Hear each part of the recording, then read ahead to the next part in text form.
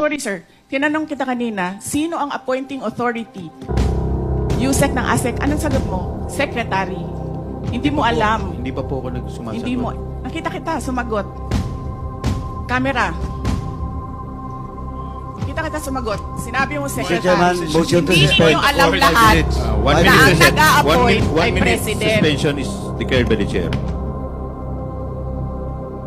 Where in Article 7 of the Philippine Constitution, which is the grant of legislative power, can this committee arrogate upon itself that particular mandate? I would like that question to be answered, Mr. Chair. Thank you, Congressman Marcoleta. The chair would like to recognize the Honorable Congressman Patuan. Thank you, Mr. Chairman. Mr. Chairman, just to clear it out in regards to the jurisprudence that's cited by the Honorable